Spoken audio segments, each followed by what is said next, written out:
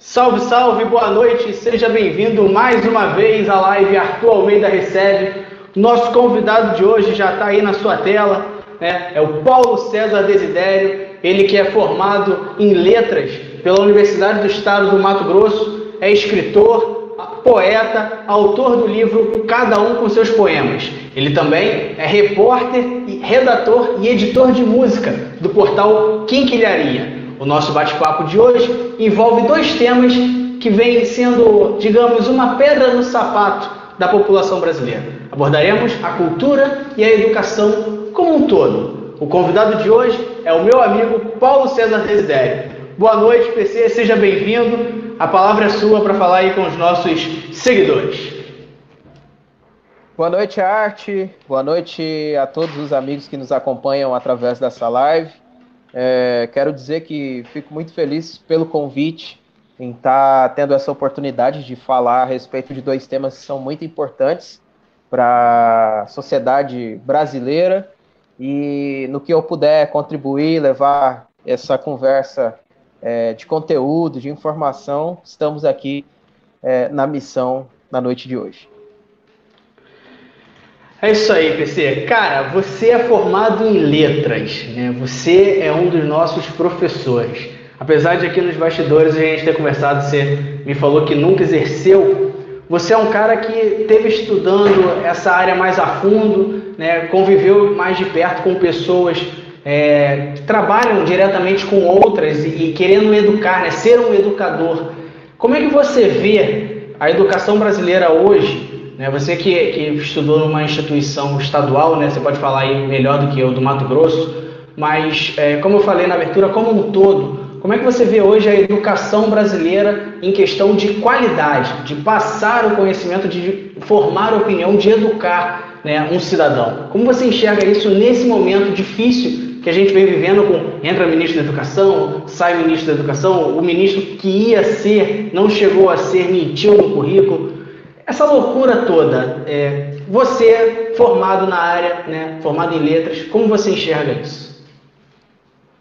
Olha, eu acredito que a educação brasileira, com o passar dos anos, conseguiu avançar em alguns pontos muito importantes, principalmente na inclusão. Hoje você tem jovens e adultos com a oportunidade de estudar, uma coisa que alguns anos atrás não era possível, até porque esses jovens e adultos, há alguns anos anteriores, eles evadiram da escola, eles não estudaram. Isso acontece muito em cidades um pouco maiores, mas no interior, eu que vivo no interior sou prova viva para falar, também não é diferente.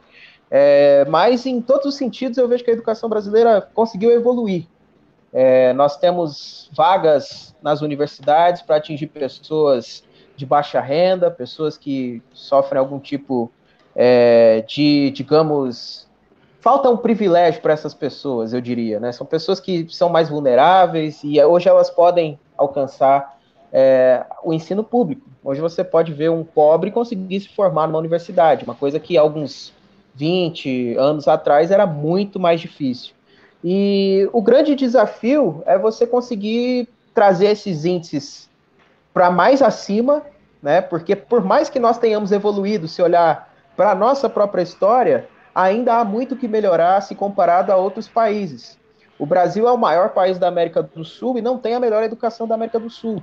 Isso é algo muito complicado e que nós precisamos melhorar, né? O ensino básico tem seus problemas, o ensino fundamental também, assim como o ensino médio e, consequentemente, o ensino superior, que também melhorou. Nós temos excelentes professores trabalhando em diversas áreas, mas eu vejo que a educação não pode ser um mercado e nós, no Brasil, nós temos, infelizmente, um panorama muito triste, em que o ensino público, nos níveis da escola, realmente, ele é sucateado, enquanto o ensino particular leva vantagem. Em contrapartida, na universidade, o ensino público é melhor, e o ensino particular trata os seus alunos e os futuros profissionais como clientes. Consequentemente, o ensino não é tão bom assim. Então, fazendo um check-up geral, eu acho que nós realmente conseguimos avançar em alguns pontos, isso de 2,5 décadas para cá, mas é pouco ainda pelo potencial que o Brasil tem, por ser um dos maiores países do mundo, por ter tanta coisa aqui. que pode favorecer para uma educação de maior qualidade. E você estudando numa instituição pública do estado do Mato Grosso, né, Tangará, como você falou, né, Tangará da Serra, é um pouco mais no interior. Qual foi a sua principal dificuldade? Você no acesso à universidade, na escola básica, o que você vivenciando essa realidade? Eu também moro no interior do estado, né, em Itaboraí. Qual a vivência da sua questão na escola, a maior dificuldade que você teve? Olha, é bem particular isso, né? Cada um tem as suas dificuldades e o seu caminho, consequentemente. Eu pude começar a estudar no ensino básico ainda numa escola particular, né? Eu entrei e na época meus pais felizmente tinham condições para isso e fiz o pré em uma semana, o antigo pré-1, né? O maternal, o primeiro. Eu já sabia ler e escrever, meus primos me incentivavam muito, eles eram mais velhos, me davam livros didáticos, livros mesmo de leitura, gibis. Então eu consegui ter um alicerce bom. Eu acho que tudo começa ali na pré-escola. O problema disso tudo está na elaboração dos currículos, do que se tem para ministrar em sala de aula, eu acredito. Porque, para você ter ideia, aqui na cidade onde eu vivo, no meu tempo, quando eu estudava em escola municipal, tinha-se aula de língua estrangeira. Né? Você tinha aula de inglês ali desde a primeira série. Hoje, os alunos só fazem aula de língua estrangeira a partir do quinto ano, né? Do sexto ano, aliás, que é a antiga quinta série.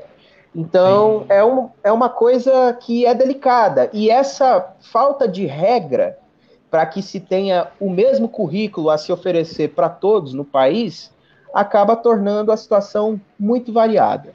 Falando de mim novamente, eu vejo que o que mais pegava era a distância. Por mais que eu more numa cidade relativamente pequena, a gente tinha que ir para a escola a pé, né? E muitos alunos moravam longe da escola, muitos colegas, e isso era algo bastante complicado. Tinha que ir de bicicleta, já aconteceu de aluno morrer a caminho da escola, isso é uma coisa que não pode acontecer de forma alguma, mas infelizmente é reflexo até da falta de educação de nossos condutores no trânsito, por exemplo, fora os outros casos, né, que são mais terríveis, estupro, gente que desaparece, isso aí é raro, mas também acontece, e isso também, apesar de não ser necessariamente educação, né, envolver aí segurança pública, é reflexo de uma educação que, em algum ponto, né, na trajetória de cada pessoa, falhou. Então, eu vejo com muita dificuldade essa questão, né, da mobilidade, né, um aluno ter que atravessar uma cidade para ir estudar porque não havia vaga na escola que é perto da casa dele. Isso não pode acontecer, ainda mais no século XXI, né? E na universidade em específico, a universidade que eu estudei, o campus aqui de Tangará da Serra, a Universidade do Estado de Mato Grosso, a UNEMAT, ela fica a alguns quilômetros aqui da área urbana. E também tinha esse problema com o deslocamento. Até hoje também morre aluno universitário indo para a faculdade ou sofre acidente. Por quê? Porque fica numa área afastada do perímetro urbano e existe um perigo aí nas rodovias, né? E fora isso, cara, tem também o custo para você pegar um ônibus e ir para a faculdade. Tem gente que não tem vida praticamente, né? Eu reparei muito isso. As pessoas saem direto do trabalho, não dá tempo nem de tomar um banho, de comer alguma coisa, e já tem que ir para o ponto com o passe ali na mão. É um gasto que se tem também ao longo do mês para ir para a faculdade. Talvez se nós tivéssemos um passe livre, né, também não oneraria os gastos de quem tem que gastar com isso, né? Mas faz parte. E eu vejo assim que os principais desafios aqui são relacionados à distância. Mesmo que não seja uma cidade muito grande, você vê essa travessia, né? Gente que tem que pegar ônibus. Fora o pessoal da zona rural, né? Que também aqui é muito forte. E tem gente que mora em assentamento, em gleba, em fazenda. E aí tem que acordar bem mais cedo do que a gente que mora na cidade e ir lá esperar o ônibus na beira da estrada. Eu acho que são situações complicadas. Por mais que as escolas rurais existam, essas pessoas também precisam pegar ônibus e vir para cá. O Brasil precisa muito avançar nesse sentido de logística ainda, em termos de educação. No meu caso, eu tive o privilégio, né? Eu tinha uma bicicleta, eu estudei, como eu disse lá no começo, em escola Quando você é criança, os seus pais te levam para a escola, né? Mas depois você aprende o caminho, você vai sozinho. Mas eu já peguei, né? Trecho a pé para ir para a escola, eu tinha que atravessar todo dia, e faz parte, né? A gente vai se educando também como pessoa, não mata ninguém, mas é algo que é preocupante. Se você tem uma escola que é no seu bairro, por que você tem que atravessar a cidade para estudar numa escola que é lá do outro lado? Isso é algo delicadíssimo e que nós não estamos maduros ainda. Eu acho que falta na cabeça dos governantes essa capacidade de entender que construir escola não é gastar dinheiro do orçamento, não. É realmente investir no futuro da sua cidade e, consequentemente, do seu estado e do seu país. Essa questão que eu achei muito interessante que você botou no final aí, né, de investimento. Vem ano eleitoral aí, né, já começam as campanhas, eleições municipais. E um fato que me chamou a atenção nas redes sociais, eu sempre trago muito o que eu vejo pelas redes sociais aqui para as lives que eu faço. Aqui teve um pré-candidato que falou, né? Na área da educação, o que você faria? E muita gente fala exatamente isso: constrói escola, constrói creche. E não é só isso, né? Você precisa valorizar o profissional. Aí eu atrelo uma pergunta a você: teria coragem hoje, num país como o Brasil, os relatos que a gente vê na televisão, teria coragem de assumir o papel de professor, assumir o papel de educador hoje, num país que dá a pouca estrutura que dá e a pouca segurança, né? A gente vê relato de alunos agredindo professores dentro das instituições. Você teria coragem de ser professor hoje num país como o Brasil? Eu não teria, né? Eu tive experiências até positivas no estágio, né? Na faculdade de letras, pelo menos no meu curso, eu passei por 3 estágios. Um para o ensino fundamental, na verdade, 2 para o ensino fundamental e um para o ensino médio. E vou falar a vocês que às vezes o ensino fundamental é mais fácil de lidar do que o ensino médio, porque o adolescente é mais complicado, ele já acha que sabe tudo, enfim, é uma coisa que eu acho que todo mundo passa, mas para o professor, você estando ali no papel de professor, você sente o quanto que é difícil. Eu não teria coragem realmente, é uma profissão que precisa ser muito mais valorizada, e nós precisamos lutar por isso, né? Ontem tivemos aí a aprovação do Fundeb, um importante passo para o país. A cada 2 anos, a cada ano, aliás, nós vamos ter um percentual que vai acrescendo aí até bater os 23% lá na frente, em 2026, se eu não me engano. E nós precisamos bater nessa tecla de que a educação precisa melhorar, mas é muito amplo falar que a educação precisa melhorar, como os candidatos, como você bem mencionou aí, falam nas campanhas eleitorais. Desde que eu sou pequeno, eu escuto o candidato falar que vai lutar pela saúde, pela educação, mas essa luta é muito vaga, a gente não sabe exatamente pelo que ou a que eles estão se referindo quando dizem isso. É preciso valorizar o profissional, aquele que está no chão da escola, que está à frente dessa verdadeira tropa que é o futuro do país, para que eles consigam ter alicerce e saúde mental, principalmente, para lidar com isso, né, sendo bem remunerados. Um vereador hoje ganha mais que um professor que só dá aula em escola pública, dependendo da cidade. Isso é muito preocupante, né? Não que os vereadores não mereçam um salário pelo que fazem, né? Mas talvez não merecessem tanto assim. É justo um professor ganhar menos que um vereador? Eu acho que não. Então, tudo passa por essa capacidade de mudar a mentalidade dos governantes.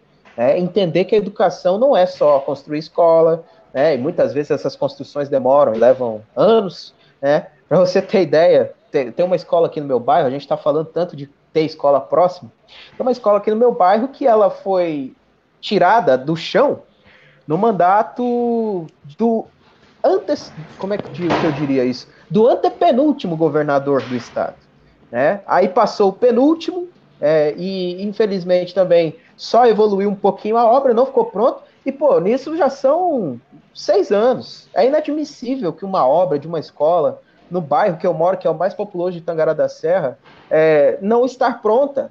Quem mora aqui tem que sair daqui para estudar em outro lugar. Então é um absurdo. E imagina isso fora do Brasil. Né? Fora do Brasil, não, em outros lugares, Brasil afora, na verdade.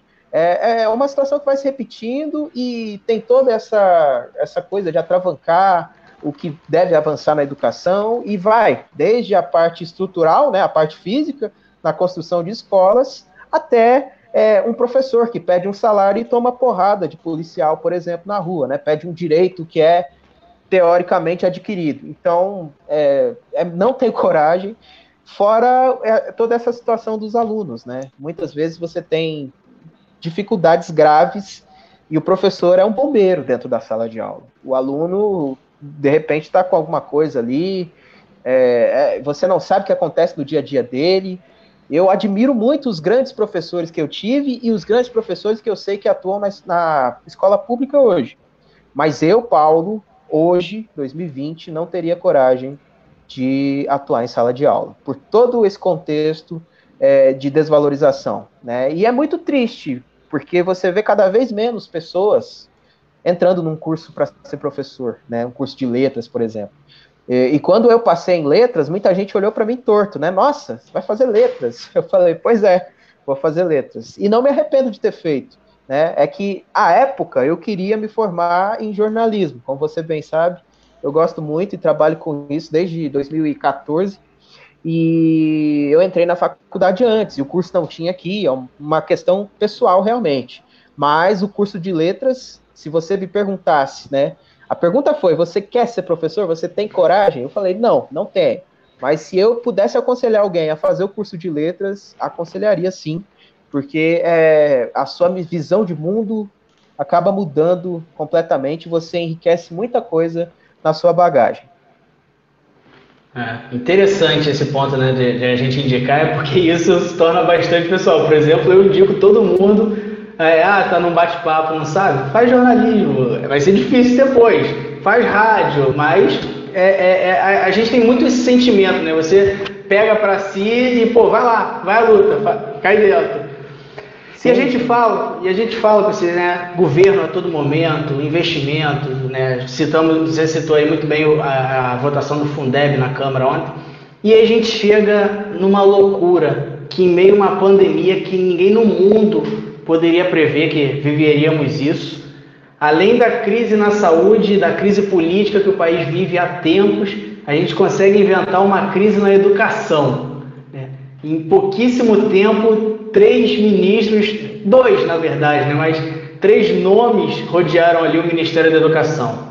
O Weintraub, né, criticado desde que assumiu, Decotelli, que assumiria e, ao meu ver, as pessoas já tinham uma recepção melhor a ele do que ao seu antecessor, mas aí se descobre que o currículo do cara era cheio de farsas, né, cheio de inverdades, e agora assume o Milton Ribeiro, que foi propagado agora um discurso dele de que tem que bater, tem que castigar, e a gente falando tanto de educação, isso não é educar, né? Não é a ala, não é o viés que a gente quer de educação hoje, né, cara? Esse governo é muito triste também, como brasileiro. Se tiver alguém assistindo que votou nesse governo, saiba que eu respeito seu voto, a democracia também é a arte de saber perder. Eu não queria nenhum dos dois que foi para o segundo turno, mas nós temos que respeitar o resultado das urnas, né? E eu aprendi isso, inclusive, com o que aconteceu em 2016, que nós não respeitamos também, né? O povo foi às ruas pedir aí o impeachment. Eu, inclusive, fui favorável ao impeachment e hoje eu reconheço que não era o certo a se fazer naquele momento. Mas esse governo, ele já começou mal. Você citou do Weintraub para cá, mas na educação o primeiro-ministro foi o senhor Ricardo Vélez, né, se eu não estou enganado. E foi uma lástima, né? Foi péssimo. Foram, se eu não me engano, 8 meses dele à frente do Ministério da Educação e foi horroroso, né? Não tinha projeto, não tinha nada a respeito do Enem, né? Não tinha nada a respeito dessa discussão importante que nós estamos tendo agora do Fundeb, e a gente acompanha as discussões dos deputados, que são mais voltados para a área da educação, você vê que realmente foi um mandato vazio, uma pasta tão importante que num país como o nosso deveria ter uma pessoa capacitada, você tinha ali um senhor de idade que, por mais que tivesse um currículo interessante, né, estava muito mais preocupado em ideologia, e essa é uma discussão que a gente acompanha desde que começou o governo com enorme pesar. É um governo que olha para a educação como inimiga, talvez, até porque muitos deles que lá estão ignoram a ciência. Né? Eu acho que o único que não ignora a ciência é o Marcos Pontes, né, que descobriu que a Terra não é plana, o ministro da Ciência e Tecnologia. porque ele era astronauta, né? Que eu acho que ali a maioria não faz a menor ideia do que está fazendo, ou faz, e esse faz é que é perigoso. E aí você pula para o Weintraub, um cara que também só se preocupava com ideologia, né? Um economista, né? Sendo ministro da Educação, um ex-banqueiro que trabalhava naquele banco lá que o Maia citou, não vou lembrar agora, mas enfim.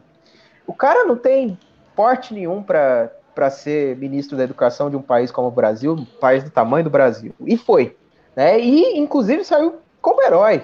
Para quem segue piamente o senhor Jair Bolsonaro, saiu como um grande herói, porque ele disse aquilo que falou lá na reunião. E também demonstra uma enorme falta de educação. Né? E quem deveria sair preso, pelo contrário, seria ele, pela quebra de decoro. Felizmente passou e veio esse pesadelo que você citou do Decotelli, né? Um cara que até me agradou a princípio. Eu fico meio ressabiado quando eu vejo, nada contra o pessoal de exatas aí, mas eu fico ressabiado quando eu vejo um cara de exatas à frente de um Ministério da Educação. Eu acho que a educação, primeiramente, tem que ser humana para depois ser exatas. Mas o cara tem que entender de número para gerenciar tudo, né? Então, até que faz sentido. Mas o Decotelli, né, ele foi se desintegrando, né, cara? Você vê que o cara tinha um currículo que parecia interessante e, inacreditavelmente, caiu a máscara, a gente descobriu que não é nada daquilo, e eu fico extremamente triste, porque quando esse governo sinaliza que as coisas parecem ir para frente, não vão.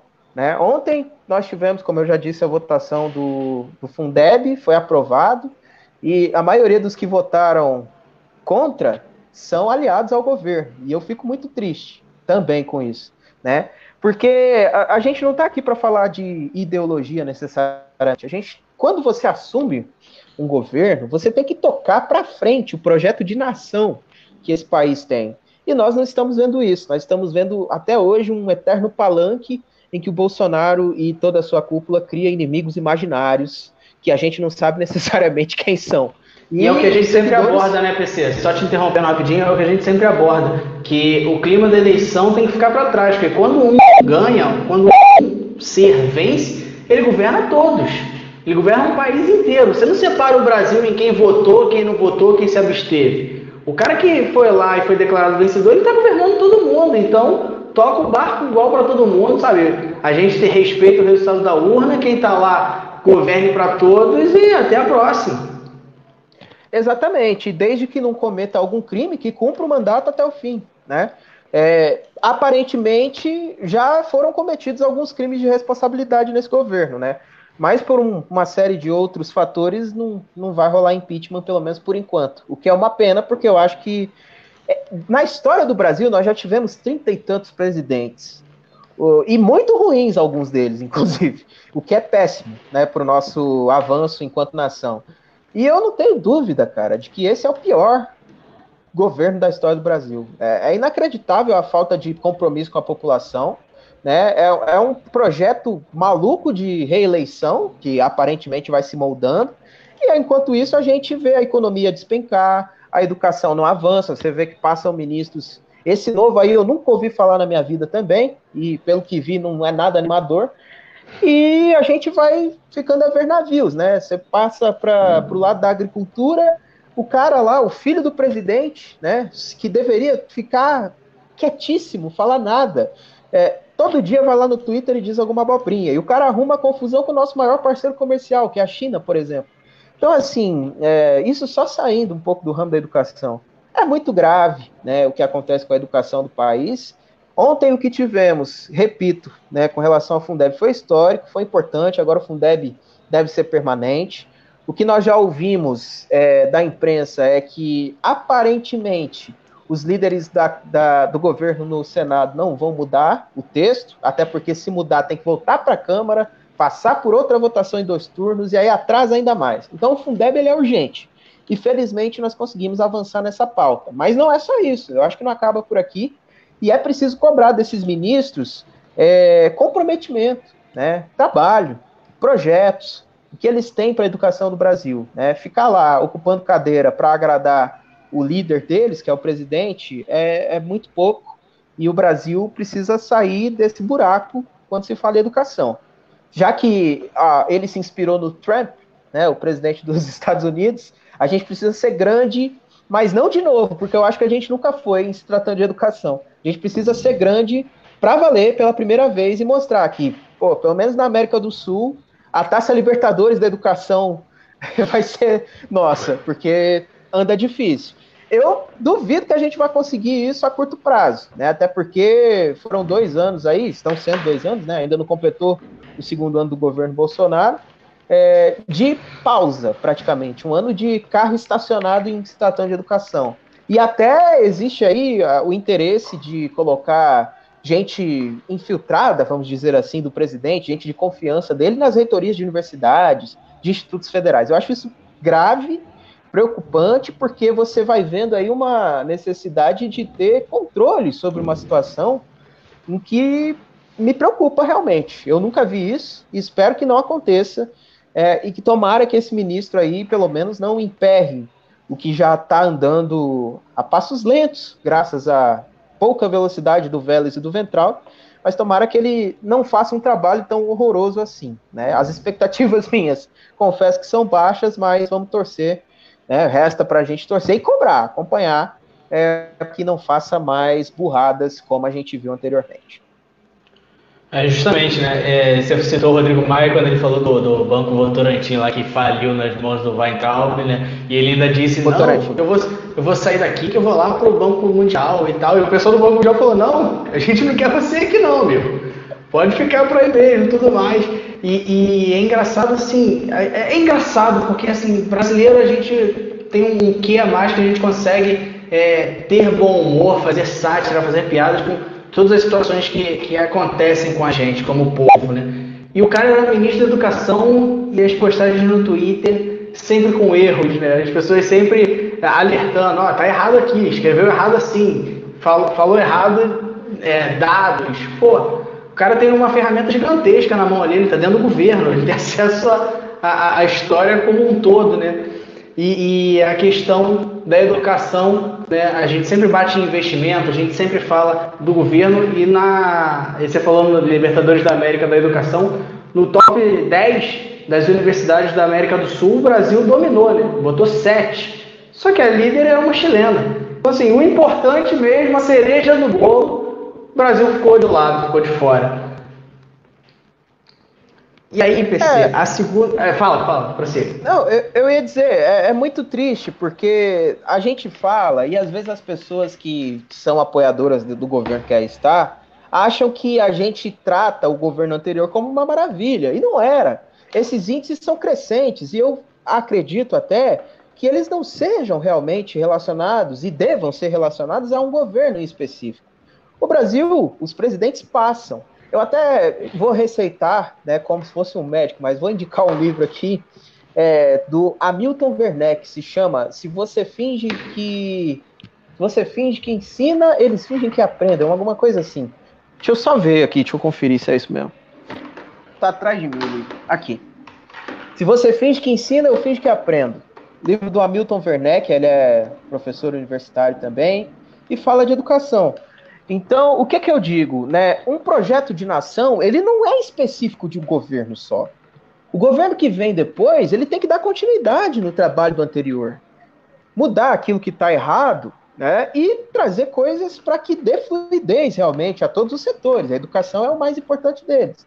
Então, eu vejo que esse jeito estacionado que a gente olha e observa desde o governo Temer, quando ele começou a nomear... pessoas ali que faziam parte da base aliada dele para escapar de um impeachment também, porque seria uma vergonha, né? Imagina só os dois empichados, né? Que já deveriam ter sido caçados pela fraude lá no TSE, na questão do caixa 2 de campanha eleitoral, né? E não foram, né? Só depois, e acho que ainda foram absolvidos. Mas, enfim, no Brasil, o Ministério da Educação ele não pode ser um cargo político, onde você indica alguém apenas para te dar sustentação, né? Porque é do partido que vai ser meu amigo e não sei o quê. E na campanha eleitoral, nós ouvimos justamente do Bolsonaro... Ao contrário, seriam indicações técnicas. Exatamente. Né? Então, nós vemos que, por vezes, isso não é questão de governo. Né? O compromisso com a educação, O avanço da educação, nível de índices, não é uma questão de governo, é uma questão de nação. Quem entrar lá, seja do governo vermelho, amarelo, verde, laranja, que agora tem também, tem que ter noção de que é um trabalho de continuidade. Não pode ser uma coisa que, saiu ele, agora é do meu jeito. Não é como um técnico de futebol, né, que entra no time e coloca a sua metodologia. O negócio tem que ser... O que eu sugeriria aqui? É preciso ter uma carta magna, sabe? Um compromisso firmado. Olha, cara, o plano que a gente vai seguir é esse, né? E isso já aconteceu em décadas anteriores. Lá nos anos 90 teve um plano assim, né? O Plano Nacional de Desenvolvimento da Educação. Só que, pelo jeito, tá para escanteio. Então a gente precisa fazer isso de novo, de uma maneira mais séria, abordando tanto o que a gente quer de cada esfera dos ensinos, seja nas escolas municipais, nos institutos federais ou estaduais, nas escolas estaduais, quanto também dos investimentos, né? Se termina ali um governo e o cara não investiu tanto que ele deveria, pô, tem que chegar, Tribunal de Contas, Ministério Público, e falar, meu querido, por que você não gastou, por que você não investiu o que estava previsto? Falta essa seriedade, sabe? E eu fico bem desapontado com isso, porque são coisas que estão sempre atreladas e sempre não dão em nada. Né? O cara vai lá, desvia dinheiro de merenda, não acontece nada. Até quando? Né? É muito delicado. Era justamente o ponto que eu ia abordar depois da sua fala, era isso, né? Você querer trabalhar como um todo. Só que trabalhar é difícil, né? Trabalhar, as pessoas muitas vezes não querem trabalhar. Né? E a questão de estarem atrelados os assuntos, até a nossa pauta hoje mesmo, né? A educação e a cultura. E, incrivelmente, são dois setores do governo que vêm em causa a todo momento. Eu conversei há tempo atrás com o Yuri, você conhece. Eu conversei com outro professor de história, a gente falando sobre racismo, o Vitor Costa. E batemos sempre na educação, né? A educação é um meio disso aí. E a cultura também, porque vem a reboque, sabe? Quando você ensina cultura, você ensina uma outra história, você ensina um canto de outro povo, você miscigena tudo e as pessoas passam a ter conhecimento e o respeito por outras áreas, né? Por outras culturas, né? Digamos assim. E o nosso Ministério da Cultura não existe, virou uma secretaria. E aí tivemos a figura citada pela Rede Globo, ex-atriz Regina Duarte, aquela entrevista um tanto quanto estranha, digamos assim, para a CNN. E agora vem o Mário Frias, também ator, né, assumir essa secretaria. Você que é um cara que trabalha no Quinquilharia também, assim como o Yuri, né, um portal que abrange todas as áreas da cultura, cinema, música, você é músico também. Como você enxerga a cultura brasileira valorizada pelo próprio povo e pelo governo nesse momento? Existe ou isso ficou no passado? A cultura agora é uma longa saudade? A frase que você utilizou é perfeita. A cultura agora é uma longa saudade. Né? O que se faz de cultura ainda hoje no Brasil, nós temos excelentes profissionais, artistas de rua, gente que realmente dá o sangue nos projetos, mas no que diz respeito a apoio do governo, isso que realmente quase nunca existiu, só com a Lei Rouanet anteriormente, a gente vai realmente passar por um período aí de escassez nos investimentos na cultura. Né? Nós vemos que, junto com o esporte também, né? Eu acho que não tem Ministério do Esporte, se eu não estou enganado, também virou uma secretaria e é muito triste. Eu acho que o esporte também é cultura, também pode ser um aliado da educação e da cultura.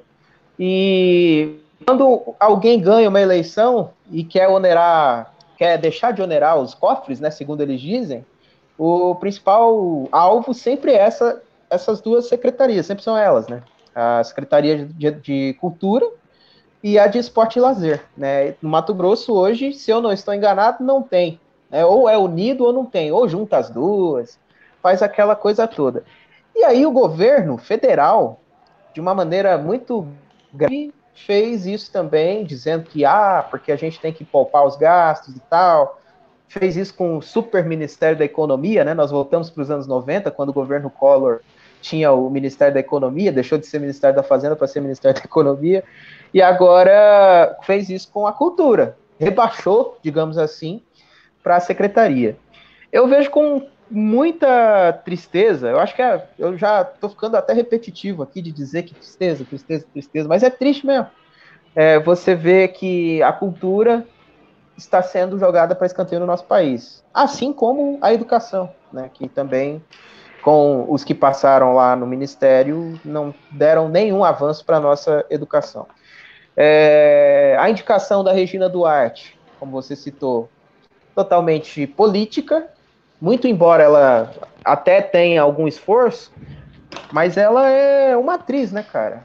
E a atriz não entende de gestão, ela não entende nada de gestão, assim como quando o Gilberto Gil foi ministro da Cultura, né? Eu vejo com um olhar um pouco desviado. Sou um fã declaradíssimo do Gilberto Gil, mas também foi uma indicação deveras política. E ele se esforçou mais que a Regina Duarte, é importante destacar.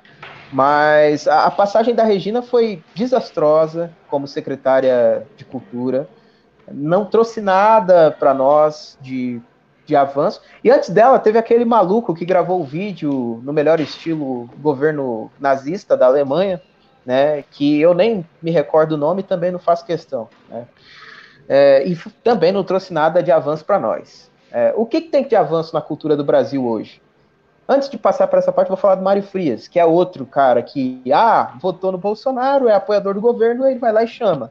É famoso, né? O cara gosta de se cercar de pessoas, digamos assim, que tem uma certa fama nessas secretarias secundárias, né? O caso do Marcos Pontes, que é até um ministro interessante, vem fazendo um trabalho que eu acompanho um pouco mais de perto, tem uma funcionária dele que é daqui de Tangará da Serra, então a gente tem um pouco mais de acesso ao que ele faz, né? Muita gente fica perguntando, mas para que Ministério da Ciência e Tecnologia? É importante, tem que ter. Eu acho que está em boas mãos, apesar dos pesares. Só que não podemos dizer o mesmo para a Secretaria Nacional de Cultura, né? Que está com o Mário Frias agora. Pelo menos até o momento não se envolveu em nenhuma grande polêmica, não deu uma entrevista catastrófica como a da Regina Duarte, mas para isso acontecer não seria surpresa para ninguém também. Eu acho assim, nós estamos em maus lençóis. O que se tem de avanço em cultura hoje no país cabe muito mais às secretarias e aos governos estaduais. O Brasil não tem rumo no que se concerne aí o contexto da cultura a nível federal, e o que se teve recentemente foi a aprovação da Lei Aldir Blanc, né, que é uma espécie de auxílio emergencial para os profissionais da cultura. Tem muita gente que vive de cultura no Brasil, por incrível que pareça, né? As pessoas não sabem disso. Mas tem gente que ministra oficina, tem gente que tem escola de teatro, tem gente que é funcionário do governo, tem gente que é artesão, né? A cultura é ampla. A cultura contempla as artes plásticas, visuais, cênicas, a parte da música, enfim, é uma série de fatores. E tem gente que acha que cultura só se resume a um ator, aliás, da Globo, que fica postando a vida dele no Instagram. Não, a cultura não é só isso. Né? A cultura é muito maior. E a cultura, quando você dá acesso a mais pessoas, né, as crianças principalmente, você fornece uma espécie de complementação para aquilo que elas têm para fazer durante o dia. Né? Infelizmente, nós não temos uma educação e um ensino integral no Brasil, que, na minha opinião, seria o ideal. Quando você oferece uma oficina de arte, seja de balé, violão, arte circense, você oferece algo a essa criança para ela fazer no contraturno. Então, é fundamental. Né? Isso cabe aos municípios, aos estados, e o investimento deve existir. E quando você não tem, por parte do governo federal, uma preocupação com esse setor, quem fica preocupado somos nós, né? Porque você não tem um investimento para se surgir um novo filme, os ídolos vão morrendo, né? Outro dia, e é outra coisa a se citar aqui, né? Os ídolos vão morrendo, o Aldir Blanc, que é um dos maiores compositores da história do Brasil, morreu agora no começo do ano de coronavírus, e não teve uma nota desse governo. Justamente. Né? Uma nota sequer. Isso é grave, né? Isso é triste, é deplorável. Né? As pessoas que tanto fizeram pela cultura do país sendo ignoradas. Teve aquele ator também que infelizmente cometeu suicídio, que eu não vou me recordar Flávio Migliatti. Isso, Flávio Migliatti. né? Pô, é lamentável. São pessoas que fazem parte da história do Brasil e a cultura merece respeito, né? E o governo, né, através do seu ministério rebaixado, que é uma secretaria somente, não dá atenção a essas pessoas que tanto trabalharam, né, que fizeram a alegria de outras pessoas, né, em teatro, tanto na música, enfim. Eu fico bastante desapontado com todo esse contexto. E só para fechar o raciocínio, é muito importante que os municípios não abandonem o bar, porque quando o governo vira as costas, são os municípios que carregam o piano. E aí, para você levar e oferecer conteúdos de qualidade que possam agregar na vida desses adolescentes, eles não precisam virar necessariamente um novo Migliaccio, um novo Aldir Blanc, mas só de você oferecer uma ocupação a eles no contraturno, você já vai estar fazendo algo muito importante, até para a formação dessa pessoa como cidadão, né? Então, a cultura, lamentavelmente, no nosso país, fica nas mãos dos municípios. E aí eu digo lamentavelmente, porque se tem um que dá importância, outros não dão.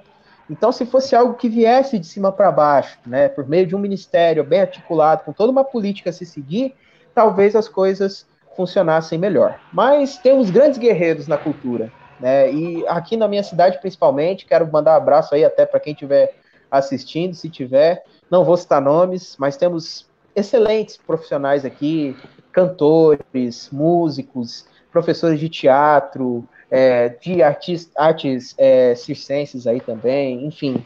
Nesse ponto, a minha cidade tá de parabéns e é bem organizada. Mas e as cidades que não são? Essa é a grande dúvida, esse é o grande questionamento que a gente precisa fazer. O que eu enxergo muito, assim, até nas universidades mesmo, é que essa parte mais cultural, ela está sempre muito marginalizada, né? Você vai fazer artes cênicas, as pessoas apontam o dedo. Você vai fazer cinema, as pessoas apontam o dedo. É engraçado que eu não consigo classificar com outra palavra. Sempre me vem engraçado à cabeça, porque muito das pessoas, muito da população fala antes de conhecer, né? Aponta o dedo antes de ver, antes de ouvir. Nós tivemos uma cineasta disputando o Oscar e as pessoas comemoraram que ela não ganhou, justamente porque o tema era um tema político. Pô, o Brasil não tem um Oscar, estamos mais perto com o Central do Brasil, e agora? Antes disso, sabe, as pessoas citam muito Tropa de Elite, ok, foi premiado lá fora, tudo, mas a gente sabe que o Oscar, né, é o prêmio, né, é a coisa a se vencer. E as pessoas comemoraram a derrota do país. Pô, não era o nome da cineasta, não era uma crítica ao governo que ganharia nome, era o país. Pô, sabe aquele filme? Pô, eu sou do país que aquele filme foi feito.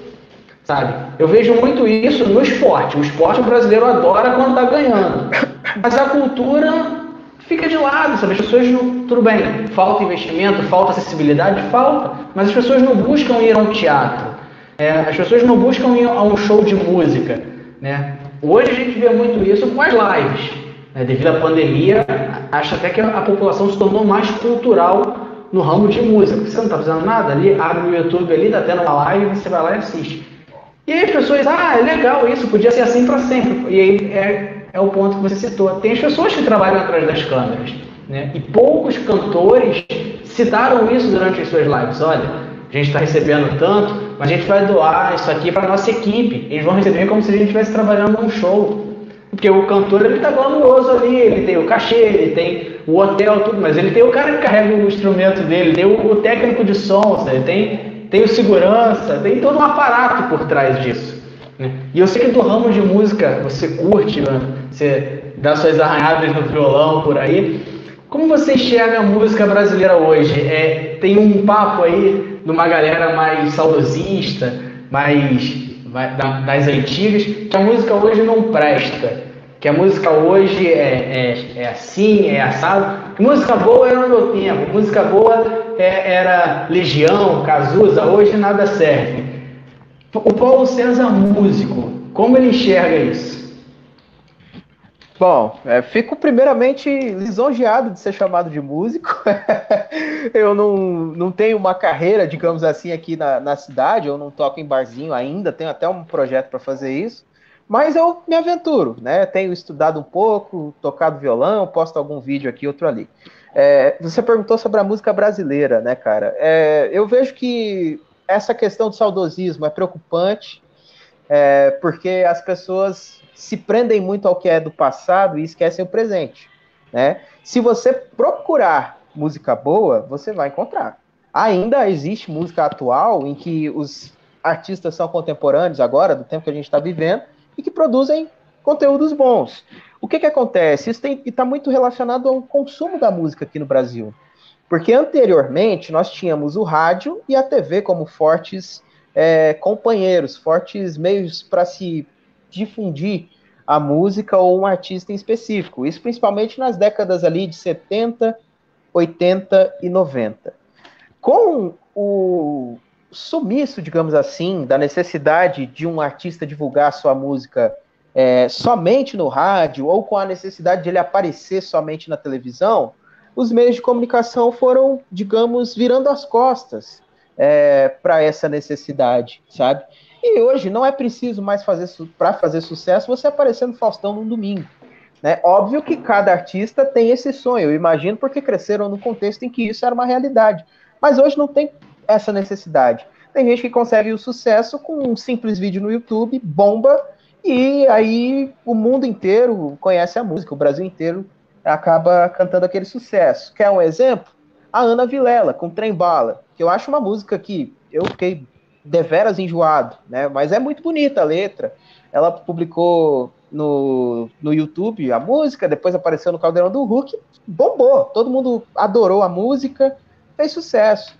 Então, assim, não é hoje necessário ter a sua música tocada no rádio para aquele fã conhecer o seu trabalho.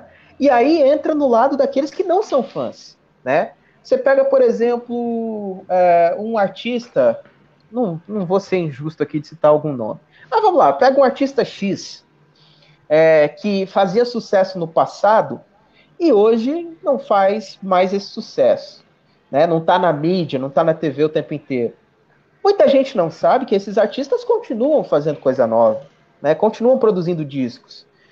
E aí, as pessoas que consomem muito mais os meios de comunicação, que ainda existe muita gente que faz isso aqui no Brasil, em especial o rádio e a TV, acabam esquecendo que esses artistas existem. E aí cai naquele papo, mas por que fulano sumiu, nunca mais apareceu? Não é que ele sumiu, é que hoje não tem mais essa necessidade.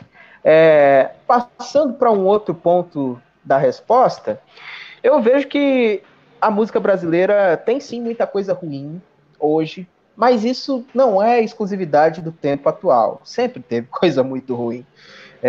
E o que mais me deixa chateado é a preguiça, a falta de criatividade dos músicos, principalmente, né? Dos compositores, eu vou assim colocar. Você vai para o sertanejo, por exemplo, que é um ritmo que eu gosto muito. Né? Aqui no Mato Grosso é muito forte. E tá no auge, né? Sertaneja. Tá no auge. Aqui no Mato Grosso a música sertaneja é muito forte. Mas você vê uma temática sempre repetitiva, balada, bebedeira, festa, mulher, e não sei o quê. Pô, tem que ter criatividade, né? Você tem que falar das coisas de uma maneira... Fazendo um contraponto, é como o pagode nos anos 90, né? Sempre era um pouco desse lado de sofrimento, de paixão e tudo mais. Mas com até mais certa qualidade. Por quê? Porque não é a temática das músicas, né? Quase sempre vai ser o amor, né? Quase sempre vai ser o amor. É assim desde sempre. Os Beatles, lá na década de 60, já falavam disso, né? O que acontece? Cada um vai falar de um jeito. E esse jeito de se falar de bebida, de cachaça, porque ela me traiu. Agora virou moda falar de chifre também, né? Como se todos nós fôssemos animais, né? Fazendo homenagem aos milhões de bois que existem no Brasil há alguns anos, né? O chifre tá na moda na música também. Então, assim, o tema quase sempre é o amor, né? Mesmo que indiretamente. Só que é preciso você trabalhar uma letra. As melodias também são preocupantes, são praticamente as mesmas. Você ouve... Agora eu vou citar, não vou deixar de falar um cantor que é o irmão do Cristiano Araújo, o Felipe Araújo. As músicas dele, cara, tem praticamente sempre a mesma linha melódica, né? Você pega a primeira música de sucesso do cara, a mesma linha melódica, que é muito parecida com uma da Maiara Maraíza também, que é parecida com 10% da Maiara Maraíza. Aí você vai para outra música, a mesma linha melódica. Fica a impressão de que ele sempre faz as músicas com as mesmas notas e só muda o jeito de cantar. Então é de uma pobreza estética muito grande. O Pepeu Gomes já falou disso em uma entrevista, dizendo que os músicos hoje andam com muita preguiça, os compositores. Né? Você não vê nada diferente daquilo que se tem do básico. Né? Parece que o cara viu ali todas as aulas de violão do Cifra Club no YouTube e aí começou a compor só com o Dó Ré Mi. Né? Então é muito ruim. Né? Nós temos músicos excelentes no Brasil ainda hoje que fazem música boa, só que eles não estão em evidência. Né? Por quê? Porque nem todo mundo sabe que para você encontrar uma coisa nova que é bem feita, você tem que procurar. E aí procurar onde? Justamente no YouTube, no Spotify. Esses caras não vão aparecer na TV. Você não vai ver o Criolo, que gravou um disco de samba muito bom há uns anos atrás, há uns 2 anos atrás, na TV. Raramente você vai ver. O disco novo da Pitty, que é uma cantora até que já teve em evidência, e nem é né, da MPB, do rock, né, ela gravou um disco excelente ano passado, talvez o melhor disco da carreira dela, o Matriz. E ela não apareceu em programa nenhum de televisão para divulgar. Quem que ficou sabendo disso? Os fãs, as pessoas que gostam de música, as pessoas que acompanham. Então, essa morte da necessidade de aparecer na mídia acaba respondendo a sua pergunta. Não é que não tem mais música boa no Brasil. Tem, né? E sempre terá, eu acredito, porque os brasileiros são muito bons nisso. Né? Tem ritmos que são genuínos aqui.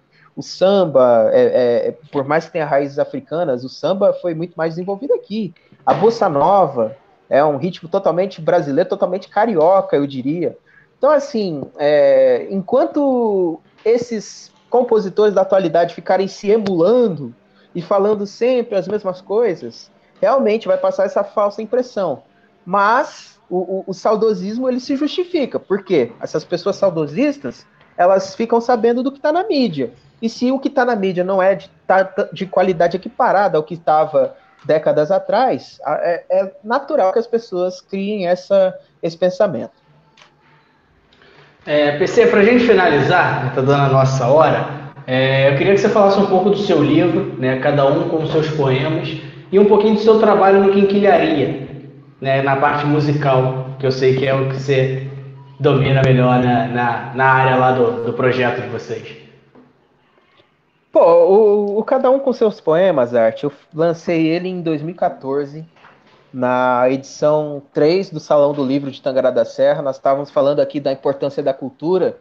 Esse livro ele nasceu através de alguns poemas que eu escrevi no período ali que compreende entre 2011, 2012 até 2014, que eu era adolescente, inclusive. Comecei a escrever na escola, incentivado por alguns professores, amigos também, e eu fui me moldando, conseguindo evoluir no aprendizado acerca disso. E tanto que quem compra o livro vai ver um Paulo ainda muito pueril, né? Um Paulo César ainda muito adolescente, ainda muito ingênuo até com algumas coisas. Se eu pegasse um livro hoje para escrever, sairia totalmente diferente. Mas ele foi lançado lá em 2014, por intermédio do professor Robson Rocha, que é um autor, um escritor conhecido por obras infantis no Brasil. Ele tem um livro muito famoso no Brasil inteiro, chamado O Lápis Mágico. Um dia eu estava num sarau da faculdade, no primeiro semestre ainda, e ele era proprietário, sócio de uma editora aqui da cidade. Ele viu eu recitar um poema e me convidou para lançar o livro. Né? Ele, você escreve? Bacana. Eu escrevo. Então, você tem quantos poemas? Eu falei, alguns. Eu já tinha mais de 100, eu acho, nessa época. Ele falou, o que você acha de reunir, fazer uma compilação e publicar? Aí eu publiquei esse livro e foi um sucesso, modéstia à parte. No lançamento, teve fila de um monte de gente que comprou antecipadamente. E eu lá, todo jovenzinho, eu acho que eu tinha 17 anos ainda, 18. Foi maravilhoso, assim, uma experiência bacana. Eu tenho material para lançar mais um livro de poesia, mas infelizmente falta o dinheiro, é um negócio meio caro. E eu tenho uma ideia também de escrever um romance. Né? O gênero literário romance é confundido muitas vezes com histórias de amor, Mas na literatura não é bem assim, né? Eu tenho vontade de escrever um romance a respeito de suspense, assim, né? Eu tenho lido algumas coisas, trazido para mim inspiração, e eu devo começar a escrever agora em agosto, inclusive, esse romance. Um dia, quem sabe, a gente publica. Sobre o Quinquilharia, antes, rapidinho, eu estou como editor de música, né? Já havia exercido essa função anteriormente, inclusive quero aqui convidar as pessoas para acessarem o site www.grupoquinquilharia.com.br. Nós temos textos sobre música, cinema e literatura, e o portal está indo muito bem, né? Temos ali uma equipe boa, pessoas jovens, mas super a fim de aprender coisa nova, que escrevem muito bem e que acatam os conselhos dos que são um pouquinho mais velhos muito bem também. E eu acho que tem tudo para, em breve, o site saltar de patamar, graças a essa equipe muito boa que o Yuri Rezende está criando, e agora eu estou ajudando ele nesse processo, trabalhando como editor dessa área lá do portal. Bacana. PC, quero te agradecer ter aceito o convite, né? Tão em cima da hora, né? A gente conversou domingo à noite, segunda-feira, estamos aqui. Muito obrigado. Agradecer também as pessoas que nos acompanharam. Pedir, né, desde sempre, dá o like na página, vai lá no YouTube, se inscreve no nosso canal, segue também o Instagram. Todo jornalista Arthur Almeida, é fácil de achar, é único. E para finalizar, a palavra é sua, eu queria que você deixasse a sua mensagem para as pessoas que nos acompanharam. Bom, Arthur, eu quero agradecer novamente, assim como no começo, pelo seu convite, né? Fico lisonjeado, né? E espero que você tenha muito sucesso nessa empreitada aqui das lives, as entrevistas. É importante para todos esse conteúdo que se agrega num período de noites vazias, como esse da pandemia, onde a gente já está até cansado de fazer sempre a mesma coisa, né? Então é importante sempre ter algo novo. A mensagem que eu deixo é que nós temos que ser pessoas melhores, mais humanas, com mais Deus no coração, que estejam mais a fim de aprender coisas novas, de ler livros, porque a leitura, mesmo que seja um livro que todos considerem assim algo menor, como Uma Sutil Arte de Ligar o Foda-se, e outros livros que são muito criticados por pessoas que compõem massas intelectuais, assim. Eu acho que a leitura ela não vai começar com Dom Casmurro, você não vai começar lendo um clássico do Shakespeare, do Oscar Wilde, do Allan Poe. Mas se você começar e ter essa preocupação de evoluir, você vai agregar muita coisa para o seu vocabulário, para o seu conhecimento e para a sua formação como cidadão. Portanto, a mensagem que eu deixo é, na verdade, uma pergunta. Quantos livros você leu até agora em 2020? E no final do ano, olhe para trás e pense, quantos livros eu consegui ler? Se a resposta for maior que 0, já vai ser muito interessante. E tente dobrar essa meta para o ano que vem e assim sucessivamente. Obrigado, PC, mais uma vez. Obrigado a todos vocês que nos acompanharam. Até a próxima. Não esqueçam, curta a página, compartilhe o conteúdo. Curta esse vídeo, compartilhe esse vídeo. Eu tenho certeza que você conhece pelo menos uma pessoa que precisa ouvir o que aqui foi dito. Um abraço e até a próxima.